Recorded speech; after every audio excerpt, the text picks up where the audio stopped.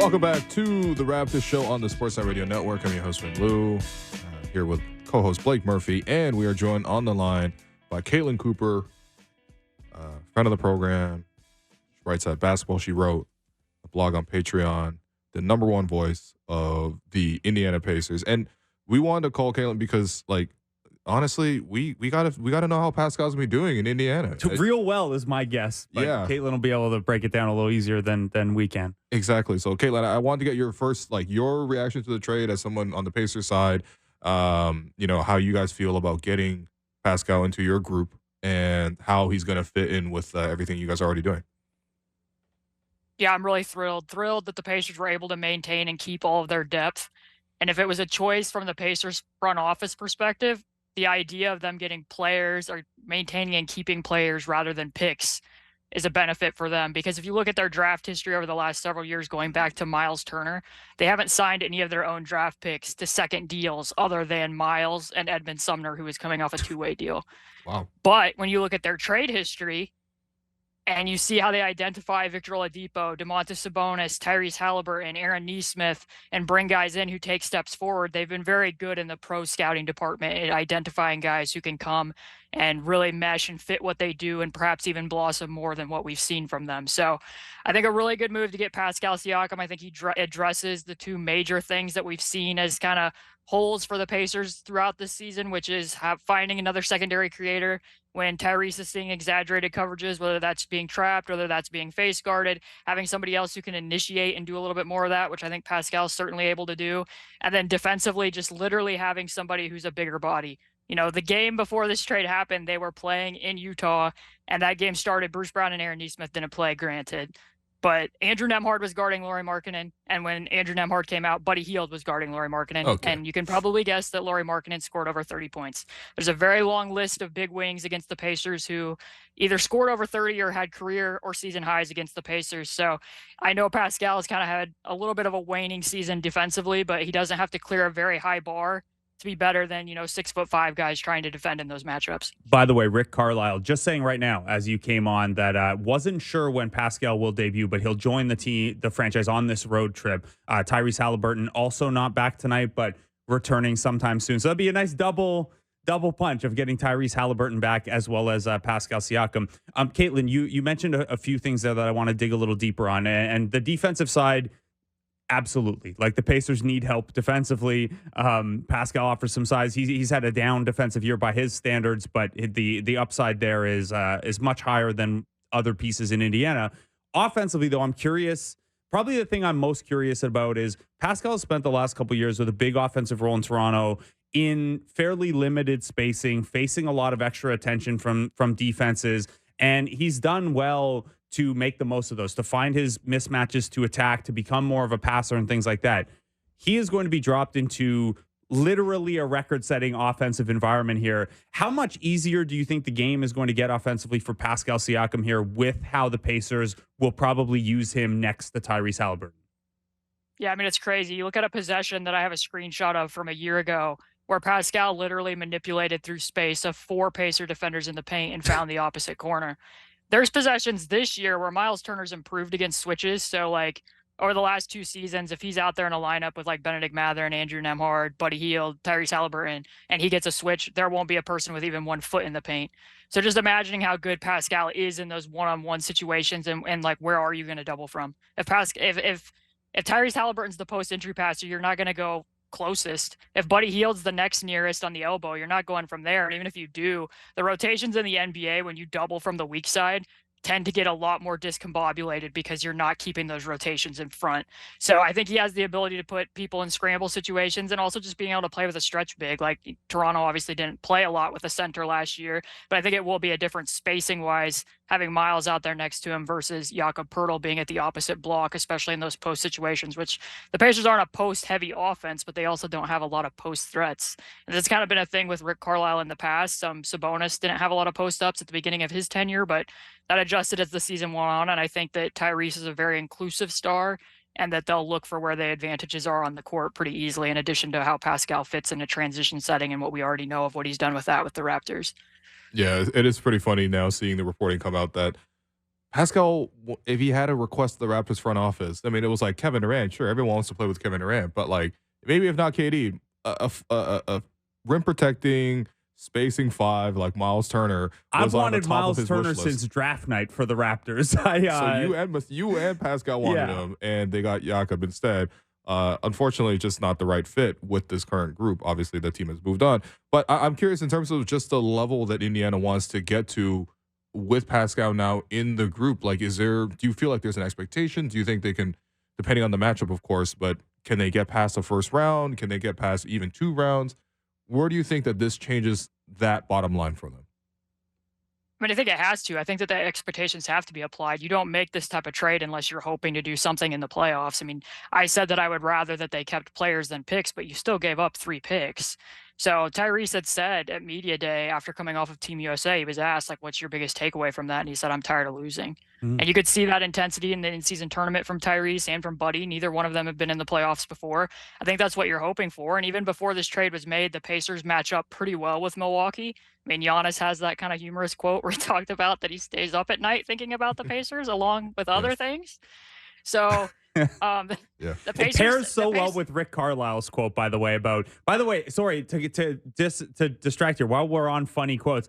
So is Rick Carlisle, what's his take on like the pretty girlfriend who you get tired of because she doesn't defend very well? Like does Pascal help Carlisle's relationship with this theoretical pretty girlfriend now? Well, fortunately, the Pacers have already taken a few steps forward execution-wise on defense, which to me should have emboldened them to make this trade even more because since they made the starting lineup change on December 26th and put Jalen in the lineup, they've been, I would say, better than merely bad, which is really what the bar needs to be when you're the greatest offense of all time. So if you can see that your teammates are buying in and that they're doing better execution, and then you add Pascal into this mix, that's kind of what it is against Giannis to a degree. I talked to Samson Folk from Raptors Republic about how Siakam's defended Giannis in the past, and I don't think anybody's going to do that one-on-one, but like the Pacers had to go from Buddy Hield was Giannis's primary matchup with Tyrese as the low man, and then they were showing a wall like what Toronto had done in the playoffs in the past with 3 people at the free throw line. At least if you have a bigger body, then yeah, I mean, I think that hopefully the pretty girl can do a little bit of guarding in addition to, to the pretty offense. Yeah, I think it's important too because the Pacers, as you said, I think last time you came on, Pacers aren't aiming to be like top 10, top 5 defensively. They just need to get to average defensively because they have the best offense in the league and it just got better. Ever. They upgraded from Bruce Brown to Pascal. And all due respect to Bruce Brown, who we will see in Toronto soon. And I'm not trying to be rude to a guy who's coming to Toronto who hasn't even had a chance. Especially if he's going to come on the show. Yeah, Bruce Brown, come on the show, buddy. I mean, I hear he likes cowboy boots. This is all. Yeah. I have seen Katie Heinle's tweets. Okay, so Caitlin, with respect to Pascal, this is obviously, like Will was asking you there, the expectations are now to do a little better in the playoffs, to get to the playoffs, make some noise there.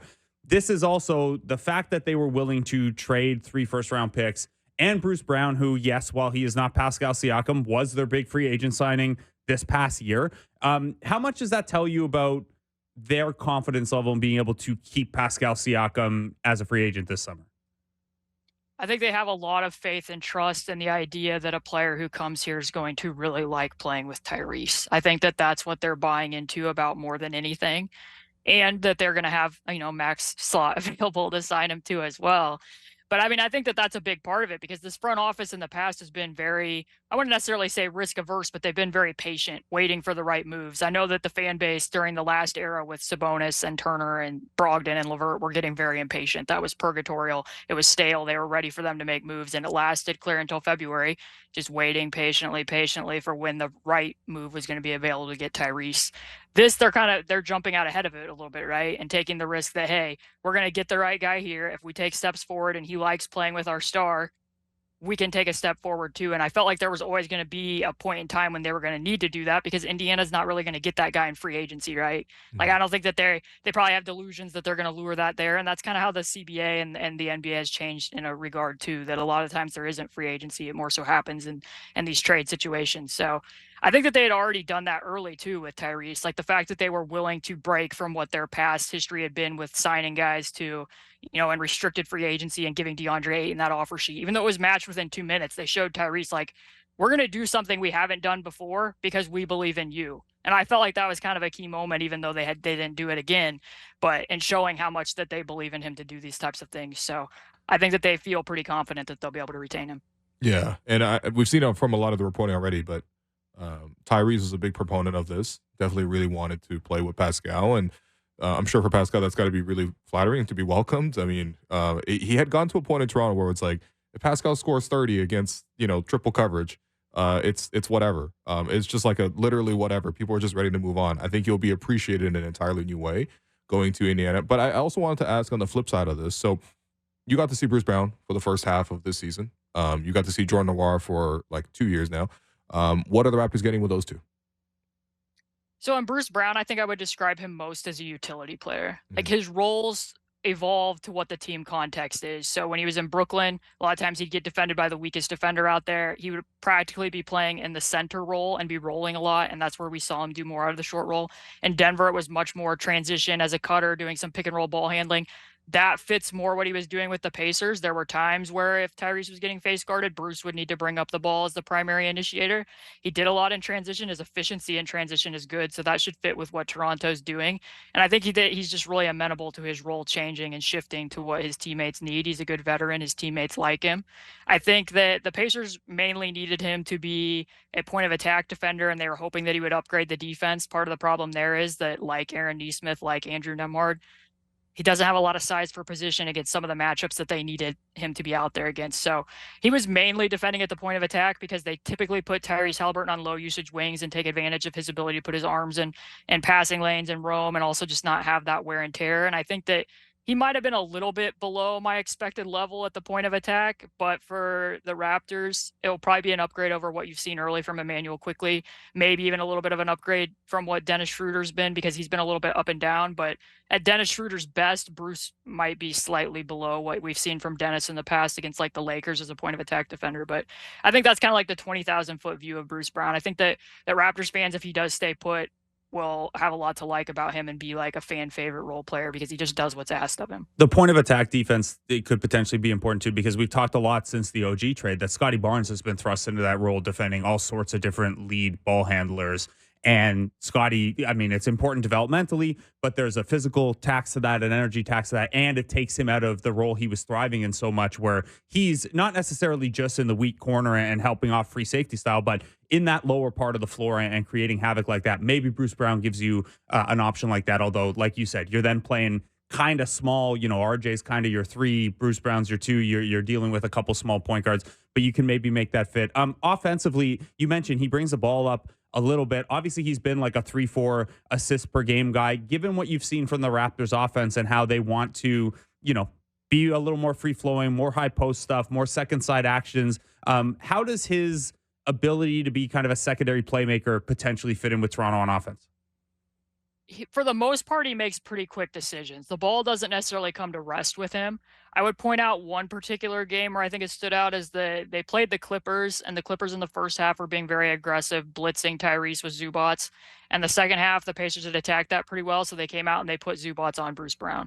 You guys probably remember, too, that Jakob Poeltl eventually ended up on Bruce Brown. So there are occasions where he does get defended by the 5, and that guy's going to sag off, and if the ball comes to him, he became a little bit of a reluctant shooter in December. He only made 6 total threes, and 4 of those were against the Miami Heat. He was dealing with a bone bruise in his knee and ended up missing 5 games. He later revealed that that was bothering him for about 2 weeks before he ended up missing those 5 games, and then they weren't playing him in back-to-backs after that. So other than that, he makes pretty quick decisions as far as Darko wanting to play, that 0.5 scheme and get the ball moving. And the Pacers don't necessarily have like a high post hub. They'll go into random offense and you might get the split cut action with that. But we know that Bruce is capable of cutting around those types of actions based on what we saw from him with Jokic. So I think some of that should be able to carry over with Scottie as well. And like what you mentioned, Blake, I think another point of that too is that if Scottie can play lower to the basket, he's going to be in better position to rebound, to be triggering that transition offense. And Bruce can run out ahead and, catch those full length passes and do something in transition there too. Will had also mentioned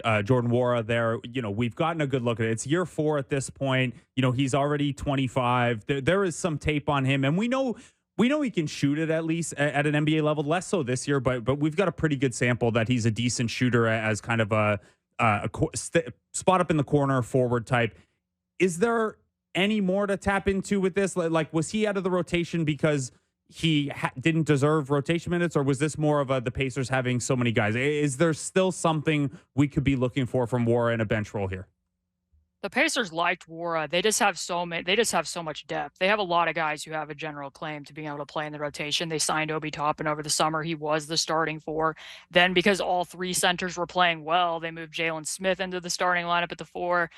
And then we're still playing Isaiah Jackson and Miles Turner, obviously. So there just wasn't going to be a lot of opportunities for playing time for him when they already have a lot of depth at the guard positions. But over the summer, he had slimmed down and said, like, I'm trying to be able to play more positions so that I can get in the rotation and play at this pace.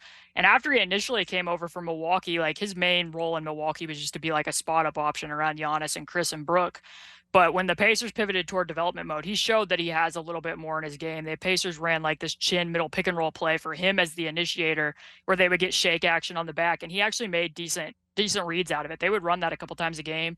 He ended up setting the franchise scoring record in a quarter against the Atlanta Hawks last year. He can get hot in a hurry. Sometimes he loses his filter a little bit as a shooter, where he might get ahead of himself a little bit there.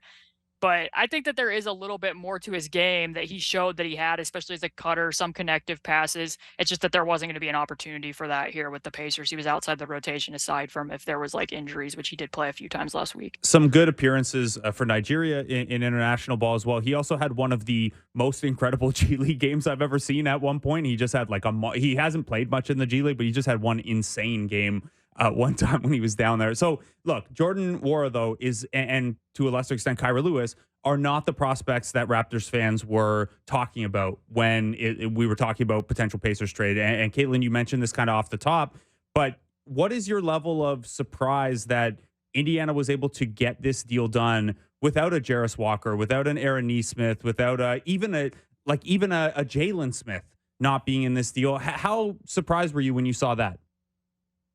Incredibly.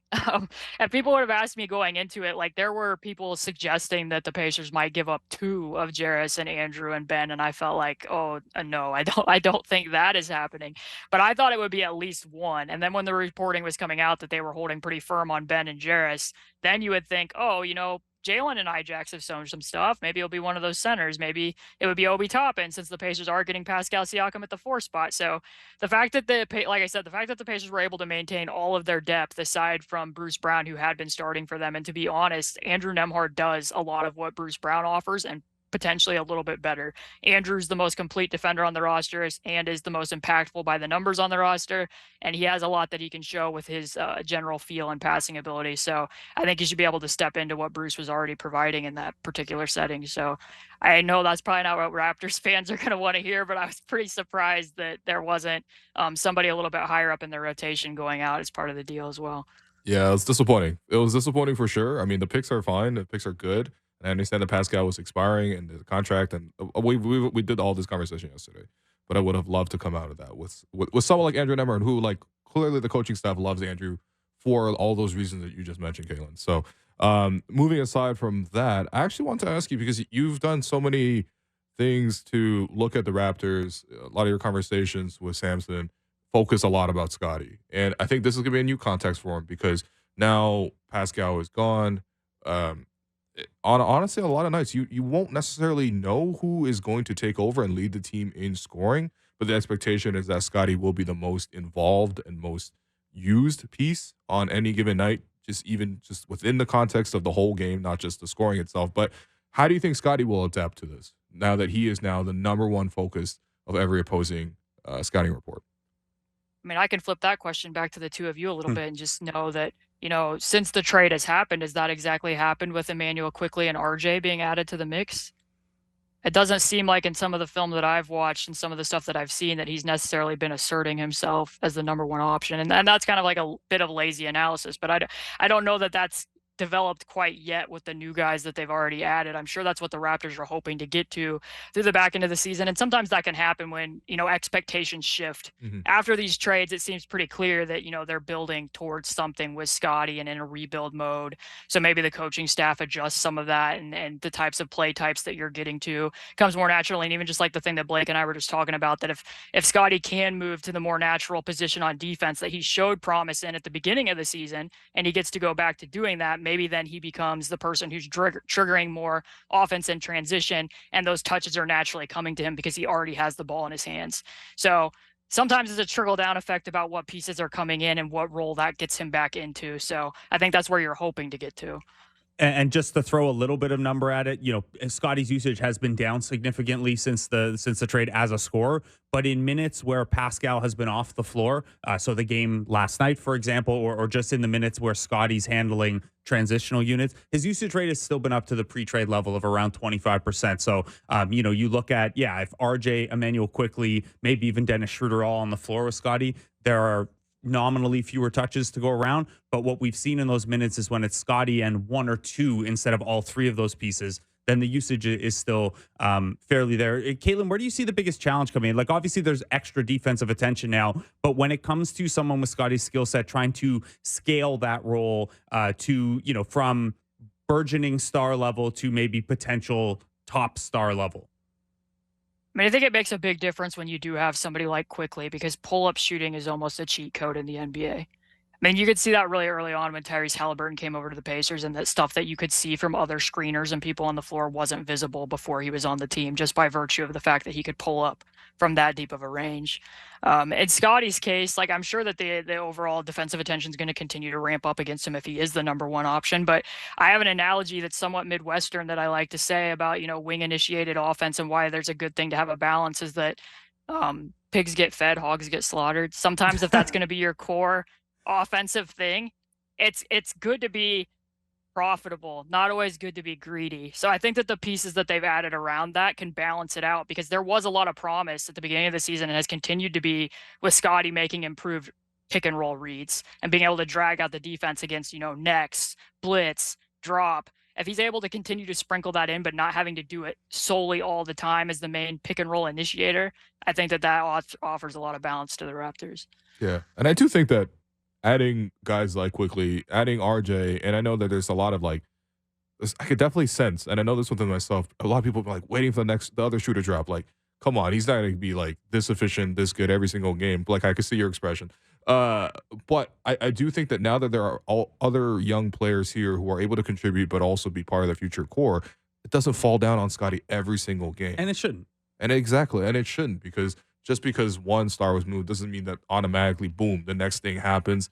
You have to have some patience with this. I think Masai said it 18 times in the press conference. So, Caitlin, we appreciate you for joining us. We will be watching a lot of the Pacers. They're already my number 2 team to watch beside the Raptors. And I think the gap has just increased between number 2 and the rest of the league. And these two teams meet up on Valentine's Day, so we'll talk to you again. I don't know. I can't do a very good heart for Valentine's Day with my fingers, but we'll talk to you again soon, I'm sure, Caitlin. Or at All-Star Weekend, We won't be there. Hey, we sent Pascal to Indy. It's in Indy. We did send Pascal to Indy. Don't say we didn't. All right. Thanks, Caitlin. Greedy. Spicy Pacers, let's go. Oh, boy. I'm Caitlin sick Cooper of it already. Of the Basketball She Wrote Pacers blog on Patreon. A lot of fun. Caitlin, honestly, she's giving a genius, giving really, when it comes to talking about basketball. Yeah, the smartest person covering basketball right now, giving her a mid-season new toy that's going to be so much fun to break down the film on and stuff is, it's great for those who consume basketball content, even if it's going to make the Raptors, they'll be different and interesting and novel the rest of the way, but they're not going to be as good a team because Pascal's real good. Yeah, I shouldn't admit this publicly, but because I should go to every interview with a level of curiosity and just wanting to hear. But genuinely, when I was preparing for this one, I'm just I just really want to hear how Caitlin thinks Pascal's going to do. Just give her the mic and let her cook. What are her thoughts on some of the players coming back? And I just want to get that sort of information. And that was great. So we're going to take another break here. Been your host, Willow. You've been listening to The Raptors Show on the Sportsnet Radio Network. Welcome back to The Raptors Show on the Sportsnet Radio Network. I'm your host, Wayne Blue. Blake Murphy, co-host. Yeah, we're just discussing during the break. Again, just you gotta sit back and process. You really do have to sit back and process everything that Masai just said in the press conference. I appreciate not only his, going through the process of what it is to do the job and trying to go through the basketball context of it, but then also to give the human context of it. I feel like most executives, when they go up there, they don't speak as much about the human context of it And I think for Masai to show us what it feels like to go through those moments and how to deal with that specifically was quite a lot, honestly. Yeah, and it's a tough part of the game because, like, you know, I even saw you reply to someone because you tweeted a couple nice things that expressed the sentiment, and someone was like, "Well, are they crocodile tears?" And I was like, "Well, first of all, no, I don't think so."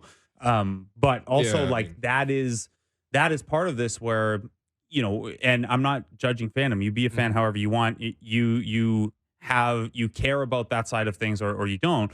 But there is at least a chunk of the fan base or the NBA consumer in general who just like they want the next thing, right? Like they don't care what led to this. They have turned the page to what is Bruce Brown doing? What can you get with those picks? What is the next trade? What does the Scottie offense look like? But Masai kind of really hammered home though, like, hey, this is like these are people. This is not characters in a TV show. This is the stuff that happens at the trade deadline and on draft night and on July 1st.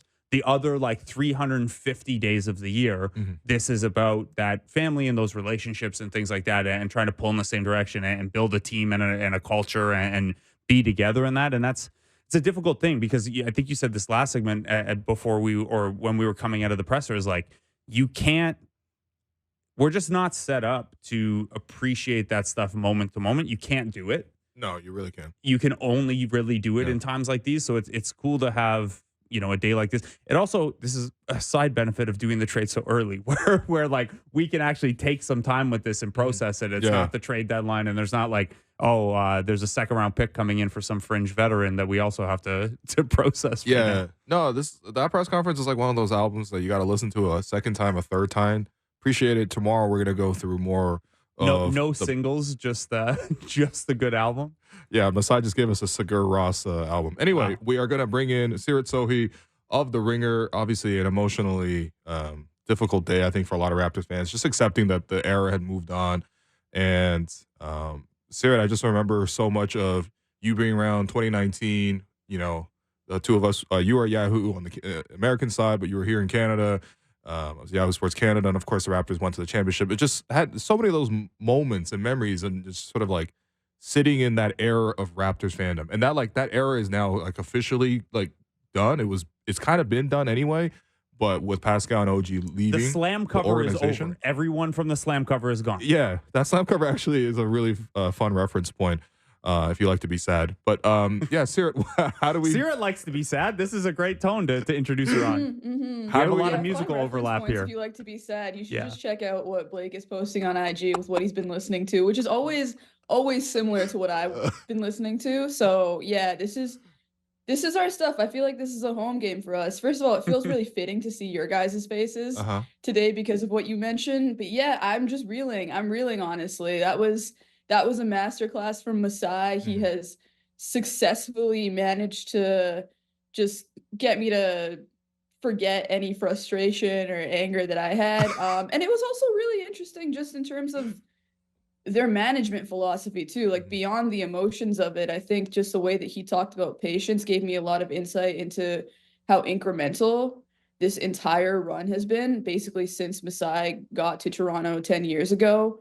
There are a lot of questions about rebuild too. So yeah, it was a fascinating press conference, and I feel like I got to learn a lot more about the person and the businessman today. I feel like I just watched the Mad Men season finale kind of thing. You know, like I disagreed with so much of what you did this season, Don, but you also showed me a lot of personal growth and reflection at a key point, and now I'm bought in for the next season. Like, and Emmanuel Quickly's like the big ad that Don lands, and it's just such a good commercial. I just need to see I need to see Masai sitting at the very end in a meditative pose. Spoiler alert, I'm sorry. Show's old, man. You're good. Okay. Yeah, it's fine. Fair enough. Yeah, also Tony may have got shot at the end too. Soprano. Who else should I spoil? But no, seriously, okay, so the Raptors make this move and they clearly pivot in this new direction for this team.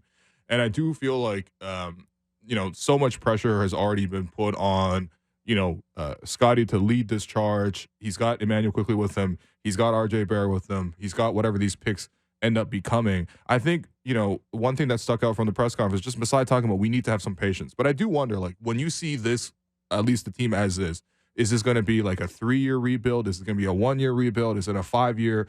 that's the scary thing when you go into rebuild. You don't know how long you're going to be in there for. So I would love to hear your early assessments on that. Yeah, I'm really curious to see what happens with Bruce Brown. I think yesterday everybody was just thinking, all right, well, maybe we'll flip him. I was thinking first round pick, maybe throw in a second there. He's an elite level role player. But after listening to Masai and also just taking into context everything that's happened in the last few years, I think we have to remember that nothing could happen. You know, Bruce Brown could very much be a part of this team. Maybe he's flipped at the next deadline. Maybe he's just a part of things. And that's kind of, I think, historically, if you look at how things have gone for the Raptors, even taking it back to, the trade that Rudy Gay gets out of there, and then Kyle and DeMar really develop something that was never supposed to happen, right? Like that was then probably going to turn into a full teardown. Then it turns into kind of the fulcrum for, it was at the time the best season the Raptors have ever had, and the fulcrum for what became the championship team. So it doesn't feel like it's going to be a rebuild. I almost feel like we should call it a retool, and then almost look at it in the context of the past too, where it took a long time for that team to become a championship team, but they might not necessarily have to be horrible all the way through. Like I could see it becoming a sort of like, I don't know, I hesitate to even try to predict how many games that they're going to win going on from here. Let's say that they end up being a 32 win team. Maybe next year, instead of being a play-in team, they're a playoff team. They have a whole bunch of picks.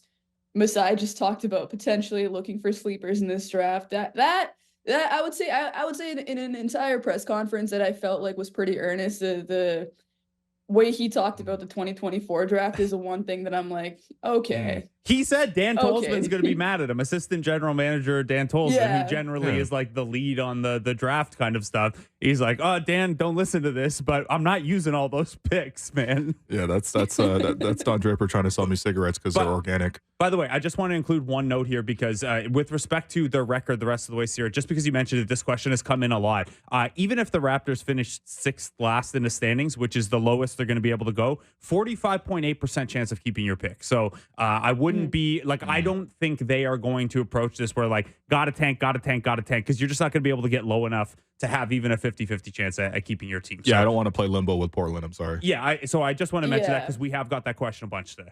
Yeah. No, that's a good point. You're basically competing against a Memphis team that just has nothing going on for it. And as we saw from yesterday, this team's invigorated. I think that they will probably pull off a few wins, kind of like they did when they traded for IQ. And like when it's as tight as this, you kind of just have to see if you end up on that line and then pray that the lottery gods kind of help you out. Yeah. You got that with Scottie. You tanked and only got to seventh last. Right. And still got to jump up and get Scottie. I don't know that you can bank on that 2 times. I think you get that like once in an era. I still remember that. Although the Cavs got the number 1 pick like 8 years out of like 10 or something like that. It was. Anyway. Well, Adam Silver had if you ask David Griffin, that's because he manifested it. Yeah. Right. Don Draper meditating again. They got to try to manifest. That's all. Yeah.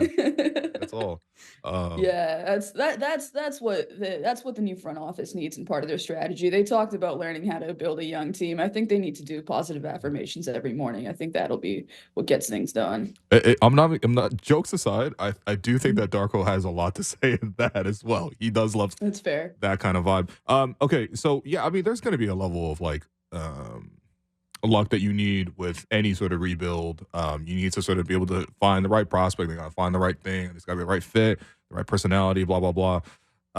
I do feel like though that the Raptors feel very confident that they're not starting a rebuild from zero. I mean, it's pretty important here that they're starting with Scottie, who Darko, in his infamous rant 2 weeks ago now, did say he's going to be the face of the league. I mean, the Pacers are a good comp. Tyrese is only 18 months older than Scottie. Like, that's how quickly it can turn if a potential star becomes a star quickly. Mm-hmm. So, obviously, us in the local market, we see it, and it's something that, I think most people are in on, if I'm not mistaken. But also at the same time, I'd love to hear from your perspective, too.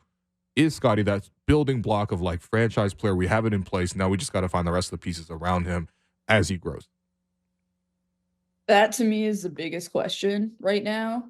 Like, is Scottie Barnes your number 2? And is he one of the best number 2s in the NBA? Is he one of the most versatile that can kind of find a way to mesh into any situation. I think that's a player that he wants to become. It's a player that he is becoming. He's an incredible playmaker. I love the Tyrese Haliburton comparison because I think that's a conversation that I think, the Sacramento front office had with itself about Tyrese Haliburton. They were obviously wrong. Also, side note, like just a moment of poetic justice and another L for Sacramento for that trade. That is now, with the way the Kings are struggling, shaking itself out to be a huge W for Indy. Pascal Siakam would not commit to Sacramento, and with Indiana, there's a chance. And I think that has everything to do with Tyrese Haliburton. Indiana's there tonight in Sacramento, by the way. So Pascal, it doesn't sound like he's going to play, but he'll physically be like, yo, what's up? This is what you could have had, Sacramento. That's tough. Wrinkle. That's tough. Yeah. That's tough. But to your question, I think it's a huge question. I think that he's either number 1 or 2.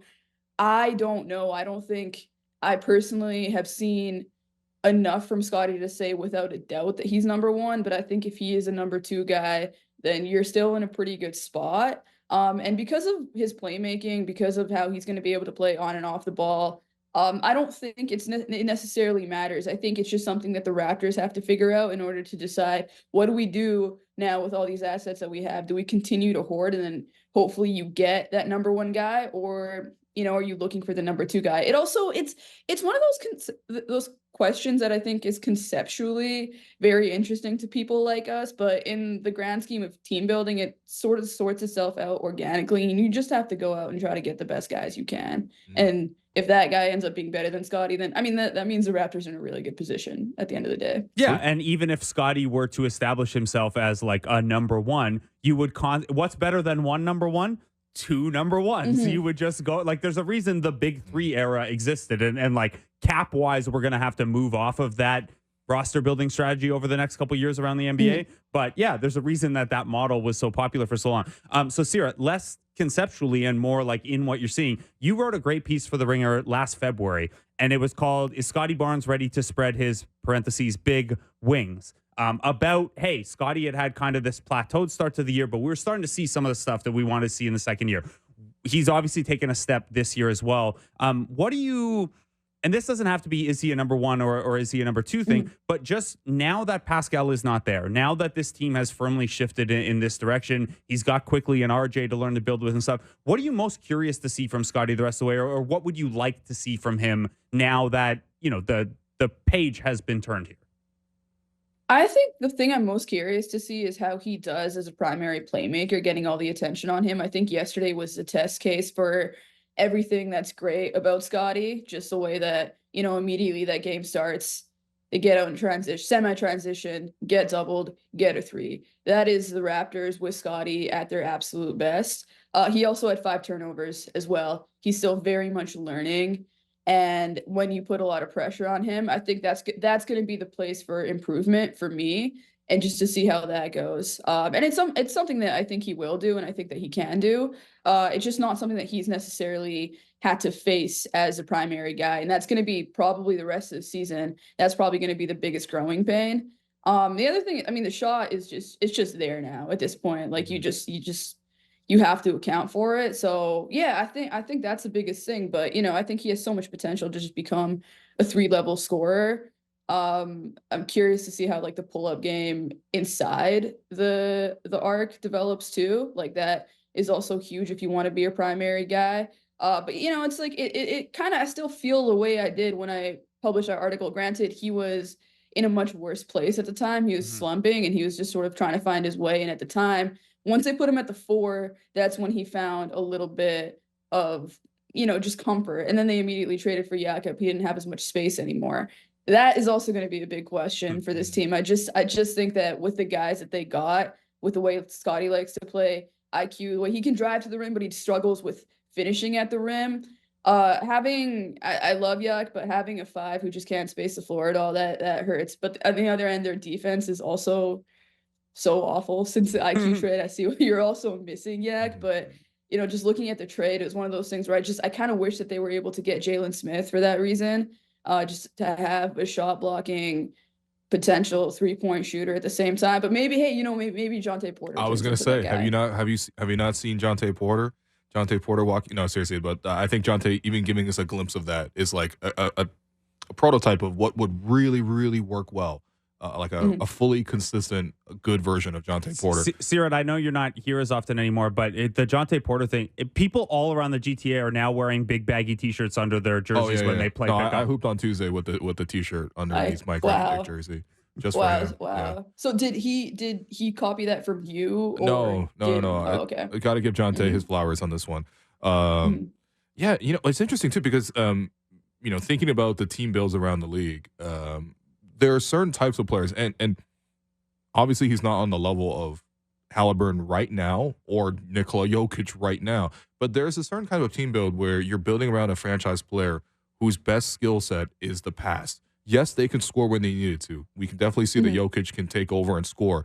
We can definitely see that Tyrese Halliburton, a lot of what opens the playmaking is his ability to score, hit the pull-up threes, but primarily they like to pass.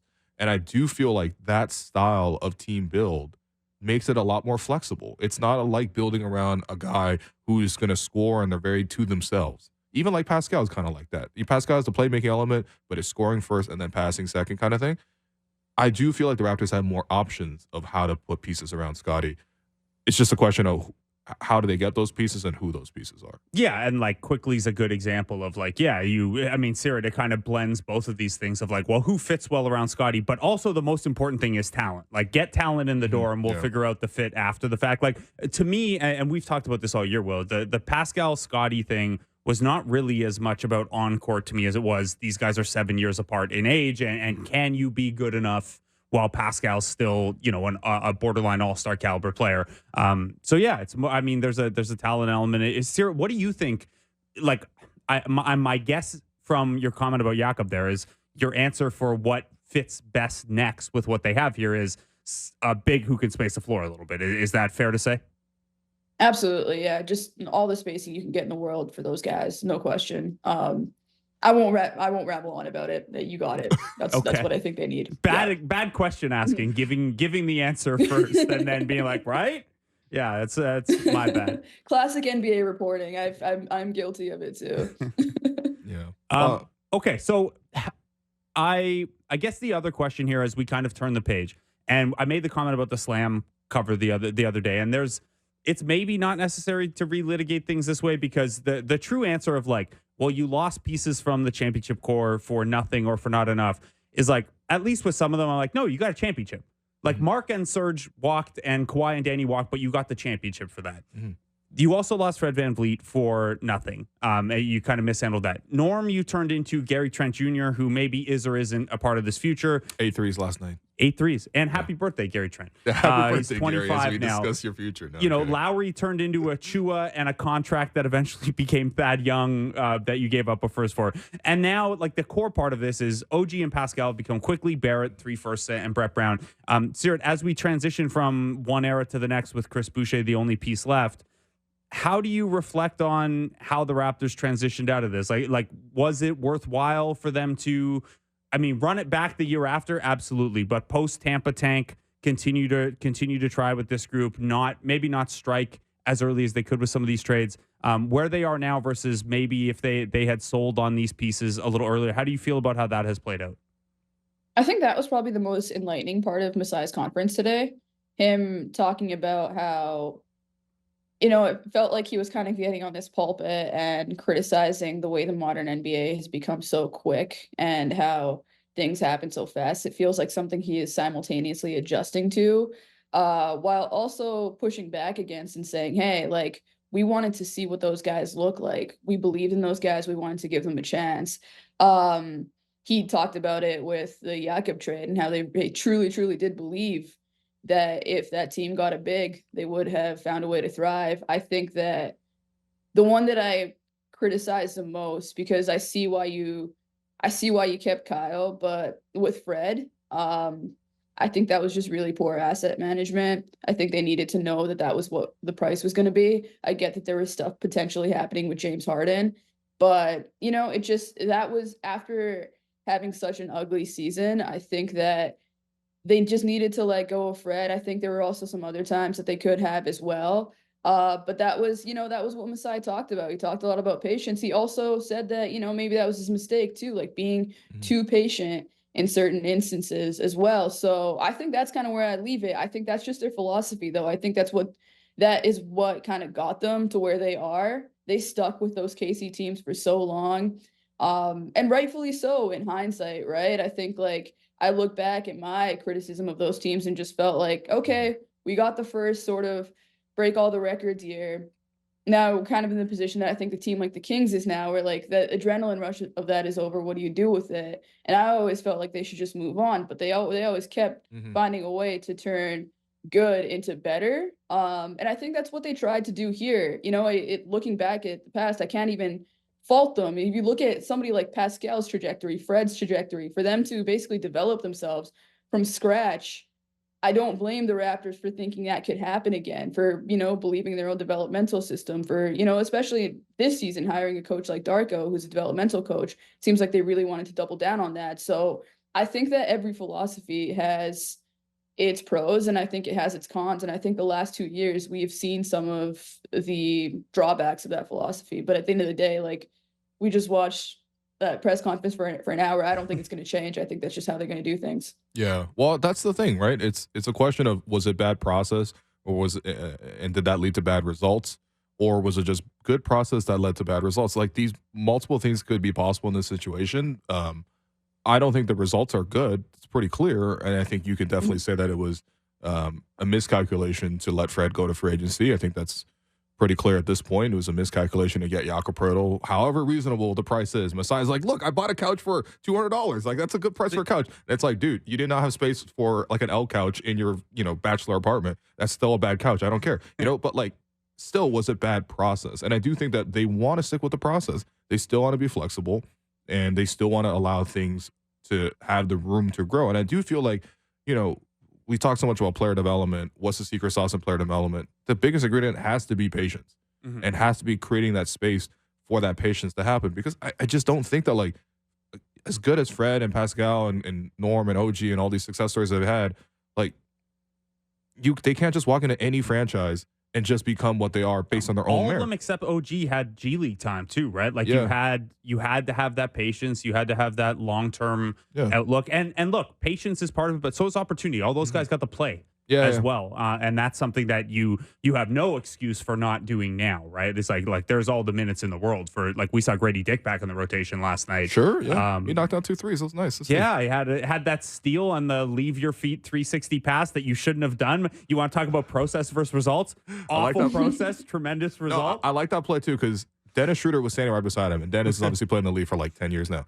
Dennis is like, dude, the shot clock's turned off. I'm going to give me the ball in the point guard. I'm going to slow it down and get us a last shot. And Grady, being like a 20-year-old, being like, we have a chance. If I 360 between these 3 defenders and I hit it ahead, RJ's going to have a dunk. And guess what? Grady was actually right in that instance. But it does show you sort of 2 ideas between 2 very different players. So I don't disagree with the process, though. That's the thing. I don't disagree with the process. I agree that the results are bad, but I actually don't think they need to change their process in this. Seerat, before we let you go here, there's obviously the ripple effect outside of Toronto and Indiana. There were some teams involved on Pascal Siakam who do not have Pascal Siakam and will not have Pascal Siakam.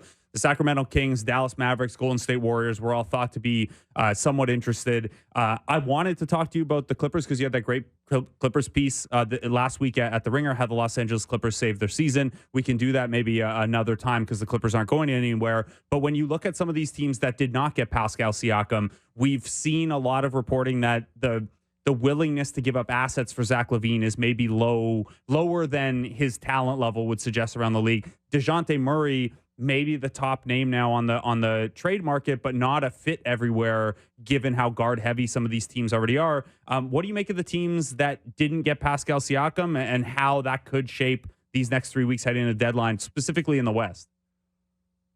Yeah, you know, as you guys were talking, the Warriors are a team that I started thinking about because I think it gets this philosophical question that I don't think we've actually asked enough about the Raptors, just because their championship run wasn't dynastic. You know, can you win a championship and then also flip to the future that quickly? I think because of the emotions, that's very difficult. That's a position that the Warriors are in now, and they've been in that position for the last 2 years.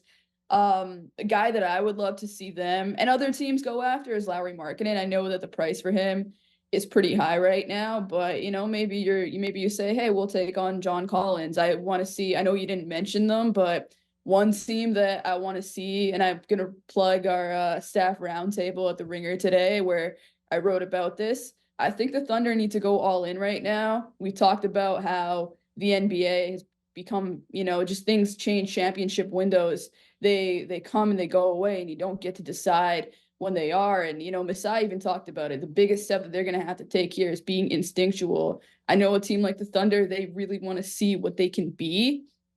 I also look at what happened with the Memphis Grizzlies and all the deals that they didn't make, and I'm like, let's learn from that mistake. Go get the guy. Like, Utah wants picks. You have all of the picks. Like, just do it. Just do it. Get it done with.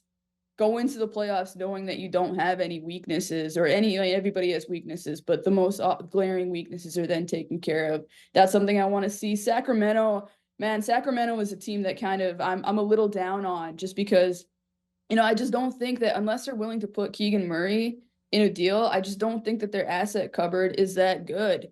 And if you are going to put Keegan Murray in a deal, then you better be getting something really, really good back. If anything, like, they should be a team that maybe takes the incremental approach.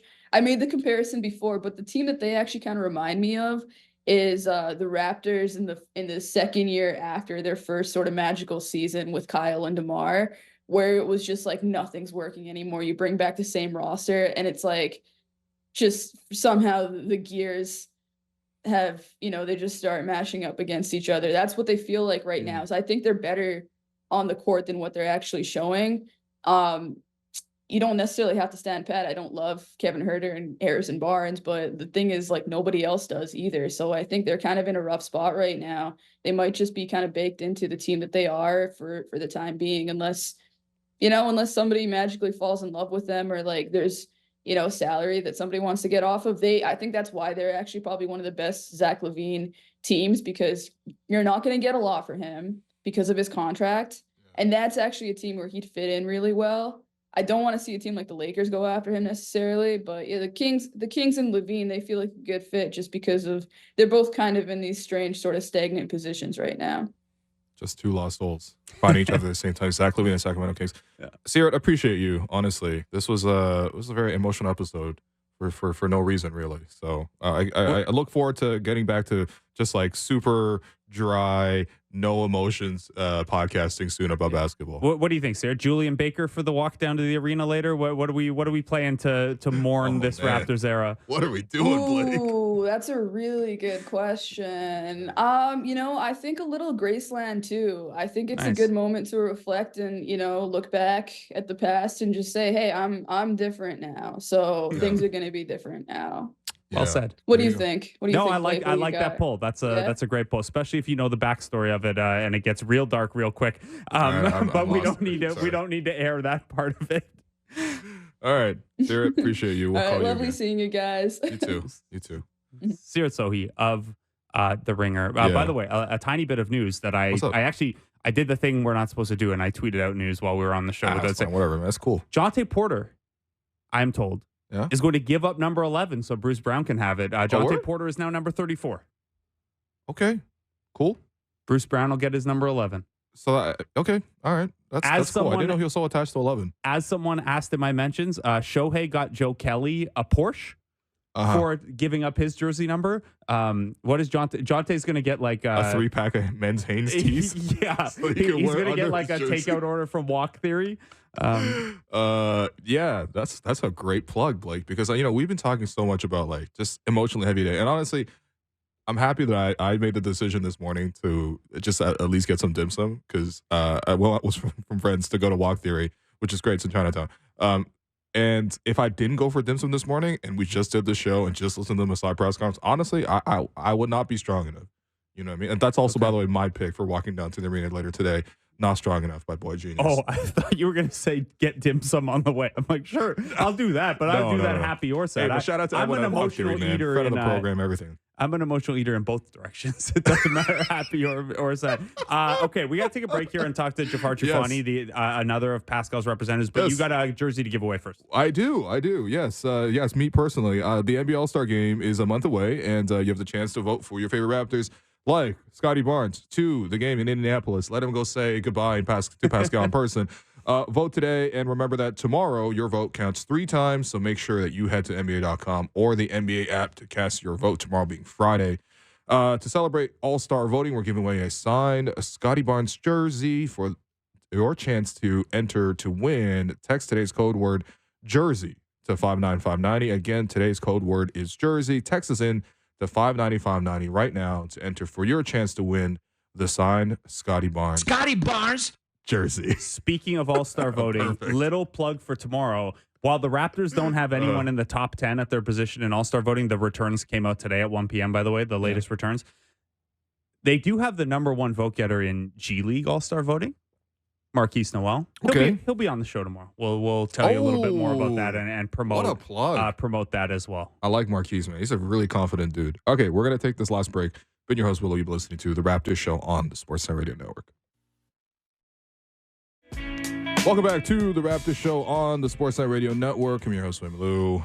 Blake Murphy, co-host at the end of this 3-hour marathon episode where we are saying about Pascal Siakam, looking forward to what's ahead, hearing from Masai Ujiri. I feel bad. We did the Alex's great idea of drafting the favorite OG moments, but all Pascal's are like performance-based. Like OGs were all personality-based. Pascal would just be like, this bucket, this 30-piece. Yeah.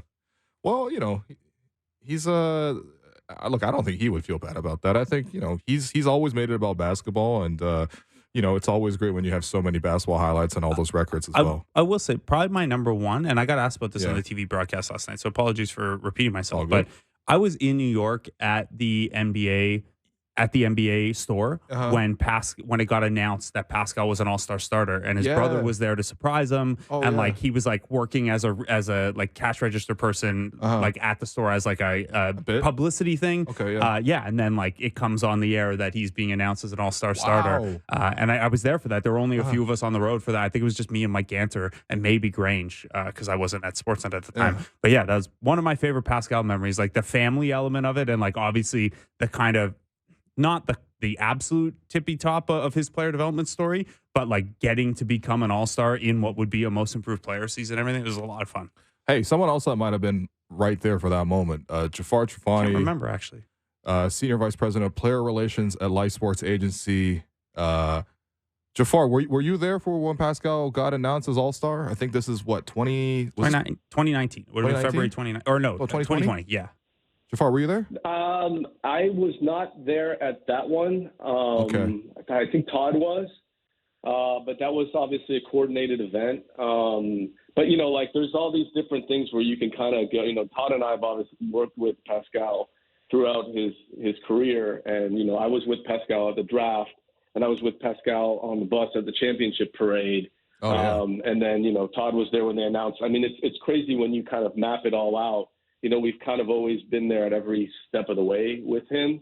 But to that point, Blake was there first summer league game with Pascal, and I think you wrote a piece for Sportsnet actually. And I was always it's kind of how I'm endeared to you, Blake, because I was looking for anyone in the Toronto media that wanted to talk about my relatively unknown client. And Blake was eager, and you actually wrote a really, really good piece, and that's how our relationship started, Blake. Yeah, and I shared that piece actually on Twitter last night. It's funny to go back like even to 2016. It's like, oh, this piece that I wrote that I spent like so much work on and went to Summer League to do, like has like no engagement or anything, just because Twitter was a different thing there and I was not as established yet. This was the same Summer League that they got Fred as an undrafted free agent, if you remember that as well. And yeah, Pascal only really played I think the 15 minutes in the Summer League tournament because he tweaked his knee. But yeah, all these raves about like, he's going to be more than an energy player. This is what we like about him. It was a blast. And Jaafar, I guess my main question for you personally, having been with Pascal through all this journey, is that the thing that has been the coolest part of this for you? Is the how unlikely all of this has been from a pure basketball development side? Yeah, no, I think the story is so unique, and it is so it's so storybook like.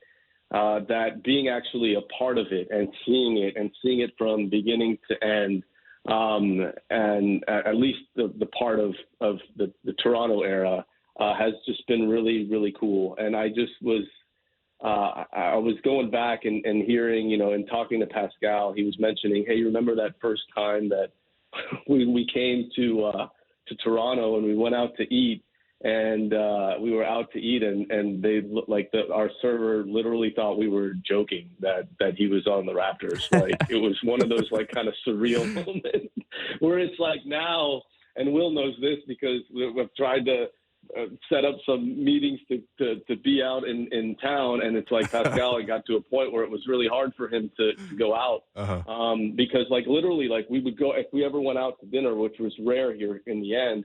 And he would stop for one selfie. People would come out like across the street. Like it was just crazy. Like almost people knew Pascal was around, and if he took one picture, it was like green light to come out. So that whole part and seeing that whole evolution, and then ultimately also having that championship in there, and being around that where Toronto's winning a title since decades for any of their team. I mean those are things that you just have for the rest of your life, and I'm just really blessed and thrilled to have been part of that journey, and it it's just great memories.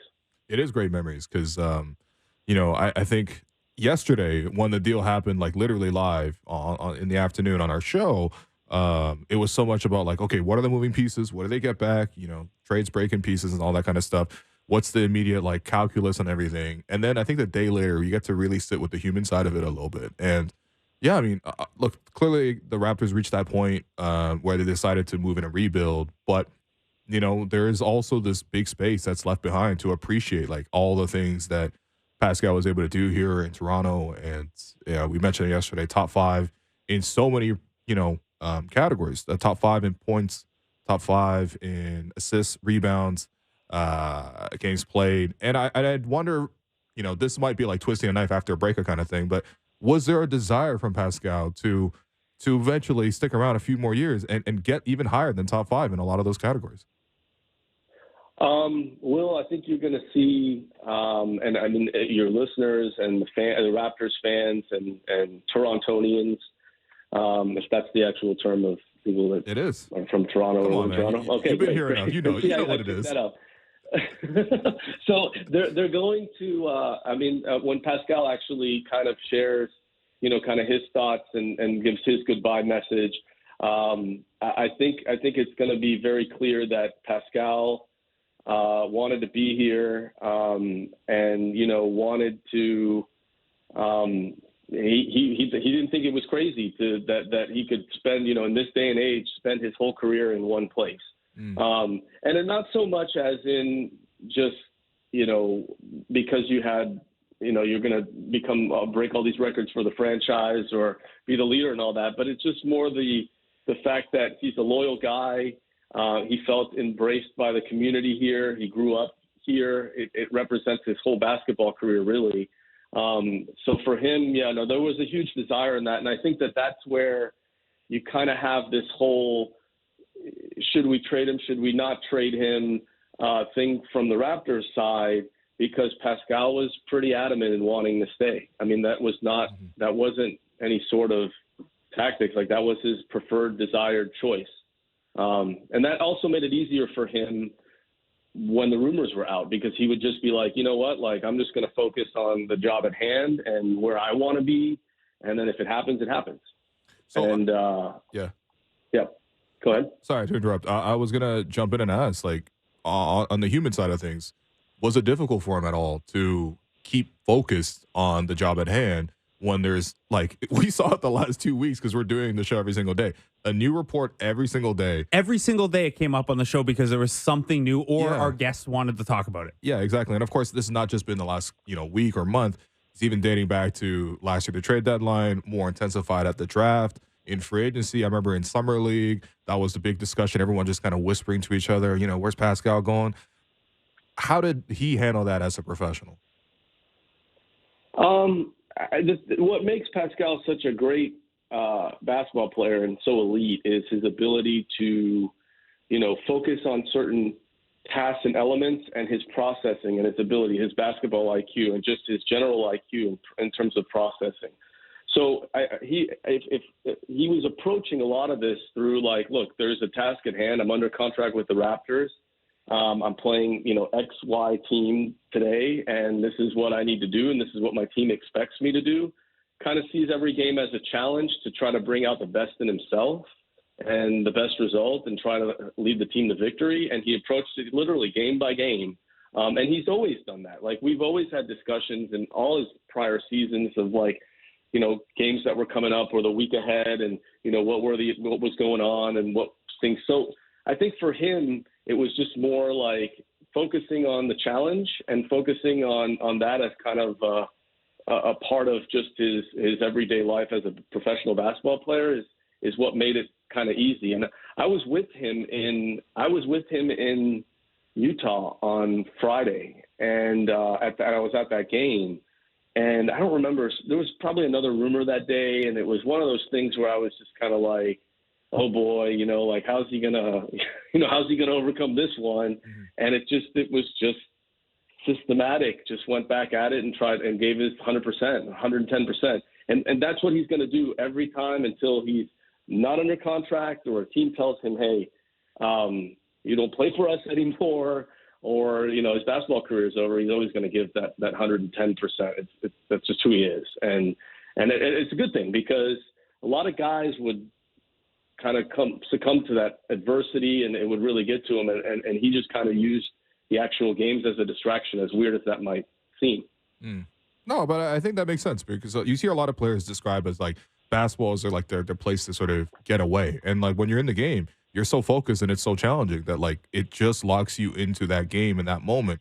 No, I'm sure most players aren't in the game thinking what's going to happen in free agency or like, oh, what's the latest report from Shams? Like, no offense to Shams. It's like they're focused on their defensive assignment, how they're going to make the next play, make the next basket. I think Masai had just spoken, and you had already told me that you weren't able to at least tune in for the entirety of the press conference. So I just want you to know one of the things he did say in that press conference was, at times there was not enough communication. I think his words were, Pascal deserved my over communication, given sort of the importance that he has to me and also the franchise. And at certain times, I just didn't have answers. And I think he was talking about last year, around the time of the draft or summer league, or essentially in the summertime. You have a lot of clients. This is not the first player that you had that got traded, and it won't be the last one either. But how would you say that Bobby and Masai handled this trade process with your client? I mean, look, I guess that you're saying that he had mentioned that he deserved to give more communication, but at the same time, I think they handled it a lot like a lot of teams do when there is kind of this fork in the road, right? Like where you don't really know where you're really taking it and you haven't committed to a plan. Because a lot of times teams will, when they decide that they're going down a certain road, I think it's very clear. But I think it genuinely, they were kind of trying to keep their options open that whole time. And so I feel like part of it was to not be redundant and get on the phone and say, hey, like we still are, for lack of a better word, evaluating things. I think that a lot of that came about because they were really evaluating things. And as a result of that, the communication can be spotty, and whatnot. But there was a lot of communication, in the summer, obviously in the off season.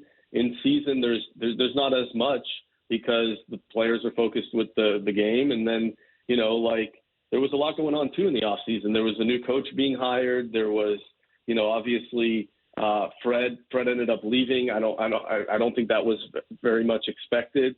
So there was all these things that kind of came in the way, and it's like, it's hard to, really kind of forge that path forward. So, yeah, would we have preferred to a certain extent, like more, play-by-play communication? Of course.